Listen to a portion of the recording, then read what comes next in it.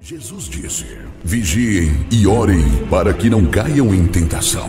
Começa agora o momento de oração do projeto Oração é a Resposta, uma realização do Departamento Nacional de Oração da Igreja Pentecostal Unida do Brasil. A paz do Senhor para todos os nossos irmãos do grupo Oração é a Resposta. É um prazer nessa manhã estar aqui para trazer uma mensagem para o coração de todos vocês, amados e queridos irmãos. Eu gostaria de ler aqui na Palavra de Deus, no livro de Tiago, capítulo 5, a partir do verso 17. Elias era um homem semelhante a nós, sujeito aos mesmos sentimentos, e orou com instância para que não chovesse sobre a terra, e por 3 anos e 6 meses não choveu. E orou de novo, e o céu deu chuva, e a terra fez germinar os seus frutos. Glória a Deus. Amados e queridos irmãos, nessa manhã nós queremos falar sobre 3 tipos de oração feita por Elias. Nós queremos falar sobre a necessidade que todos nós sabemos que temos buscado e orado para um real avivamento. E para que esse real avivamento chegue, é necessário nós estudarmos na Bíblia a respeito de oração, porque eu posso te dizer que não há avivamento sem oração. Oração genuína, oração agonizante, oração profunda, oração específica, oração perseverante. Nós vivemos numa época caracterizada pela multiplicação da tecnologia humana e pela diminuição do poder de Deus. Vemos muitas igrejas formadas por tanta tecnologia, jogo de luzes, tantas coisas operantes, mas o que nós precisamos ver nos dias de hoje, muito mais do que tecnologia, é o poder maravilhoso do Senhor nosso Deus. Porque conversão não se dá por entretenimento, não se dá por coisas que atraem o homem. A verdade bíblica é que a cruz de Cristo é o único meio de atrair um pecador, é o único meio de salvar uma alma. Mas para que isso aconteça, nós precisamos de grandes avivamentos, avivamentos que possam destruir todas as estruturas do inferno, avivamentos que possam trazer um mover profético e poderoso do Espírito Santo. Eu posso ver Jacó lutando a madrugada inteira com o anjo em oração, ao ponto do anjo lhe falar: o que tu queres? Me diga o que tu queres. E ele falou que ele não largaria o anjo enquanto ele não o abençoasse. Nós precisamos de homens que possam lutar com Deus em oração. Vejo Elias com a sua cabeça curvada entre os joelhos, até o momento que grandes chuvas sejam derramadas. Isso é um símbolo de um grande avivamento que está para chegar. Mas nessa manhã, irmãos, nós queremos talvez dividir esse áudio em 3, porque não teremos tempo suficiente para falar num áudio só a respeito dessa mensagem. 3 tipos de oração feitas por Elias. A primeira oração que nós podemos ver que foi feita por Elias é a oração para confronto. A Bíblia diz lá no livro de Tiago que nós lemos que Elias era um homem semelhante a nós, com esses mesmos sentimentos. Porém, orou. Amados, eu quero te chamar a uma vida de oração. A oração vai fazer toda a diferença no seu ministério. A oração vai fazer a diferença na sua igreja. A oração vai fazer a diferença na sua forma de evangelizar. Oração é poder, oração é autoridade, oração é a voz profética do Espírito Santo.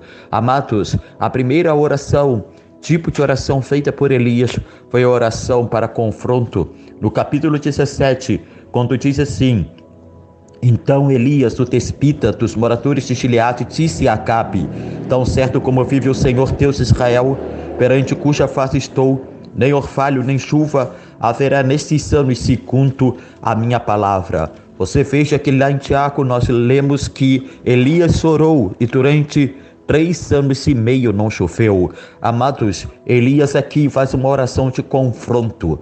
Essa oração aqui é para confrontar o reino das trevas, era para confrontar o rei Acabe e Jezabel. Acabe foi um homem vendido por Jezabel. A nação de Israel estava desfalecida na fé, caída espiritualmente. Naquele período, os profetas do Senhor eram perseguidos e tinham que todos estar escondidos em caverna. Amados, nós olhamos para hoje e os tempos não são diferentes. Estamos vivendo numa sociedade corrupta, numa sociedade que vive cada dia mais a passos largos da destruição. E quando olhamos para grande parte das igrejas, elas também estão corrompidas espiritualmente, estão corrompidas com idolatria, estão corrompidas com abominações dentro dos seus templos, estão corrompidas somente com interesses financeiros, e por causa disso não temos um avivamento genuíno, não temos uma operação profunda do Espírito Santo. E se nós não vigiarmos, até nos nossos próprios templos tem acontecido esse tipo de coisas. Mas Elias sabia com quem ele lutava. A Bíblia fala que a nossa luta não é contra sangue e carne, mas contra principados e potestades, contra os dominadores desse mundo tenebroso.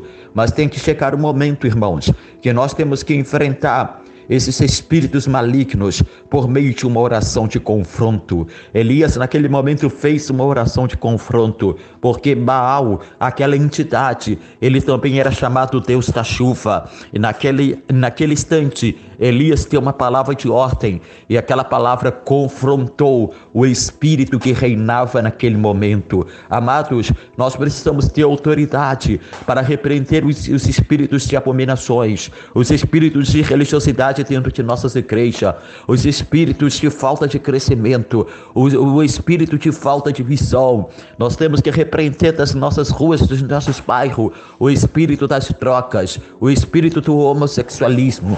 Precisamos de autoridade, precisamos de um clamor profético para invadir cidades, bairros, para invadir lugares, rádios evangélicas também, e anunciar o poder de Deus, a palavra do Senhor. Não podemos admitir que Satanás tenha domínio sobre a herança de Deus, que é a igreja. Não podemos admitir que Satanás tenha domínio sobre nossas famílias, sobre nossos filhos. Essa oração é uma oração de confronto. Você não pode aceitar pecados de estimação dentro da tua casa. Davi falou: Senhor, se há algum caminho impuro, afasta de mim. Está na hora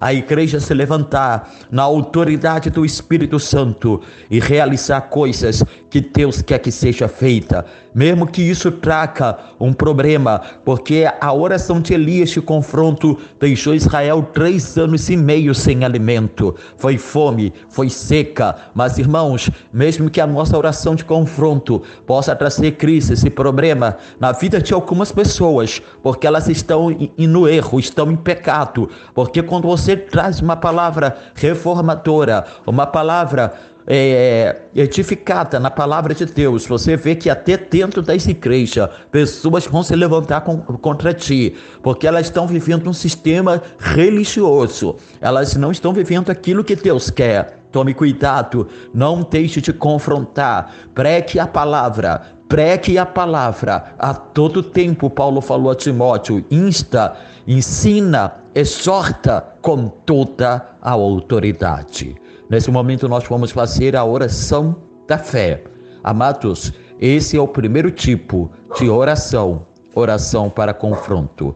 Maravilhoso Deus, nós queremos te agradecer em nome de Jesus por esta oportunidade que tu tem nos dado, Deus, para ministrarmos a tua santa e poderosa palavra.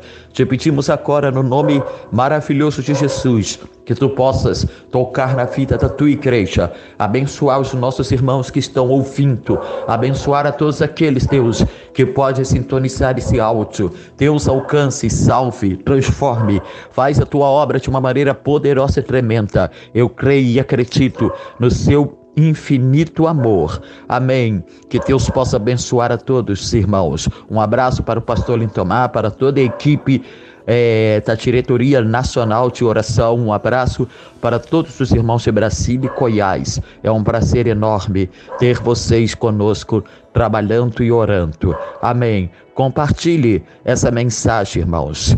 Amém. Glória a Deus. Fique firmado na presença de Deus. Um abraço. Eu sou o pastor Nilton Martins Estrela, da Igreja Pentecostal Unida do Brasil, sede Paranaguá, Paraná. Que a paz do Senhor seja com todos. Amém.